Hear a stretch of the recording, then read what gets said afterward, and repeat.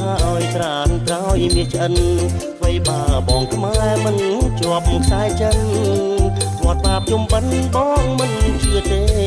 វត្តបាបជុំបិណ្ឌបងមិនជឿទេ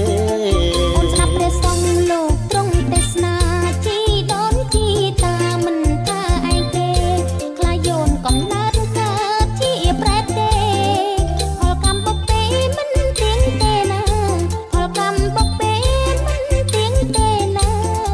ដូនតាបងនោះជាអ្នកគង់ពួងគាត់មិនមែនល្ងងលងផលកម្មមារកប្រាំពីវត្តអន់ឃើញរៀមរាត្រូវបំតាសាដូនតាបងហើយត្រូវបំតាសាដូនតាបងហើយ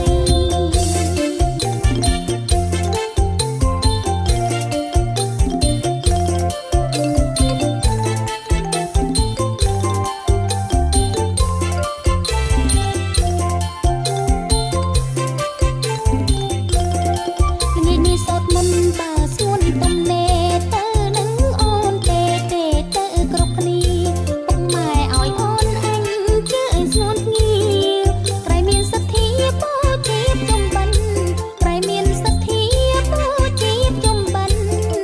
ទោះបីទំនេរទេមិនទៅឡើយបងឈប់ជឿហើយត្រានក្រោយមាសឆ្អិនអ្វីបាបងខ្មែរមិនជាប់ខ្សែចិន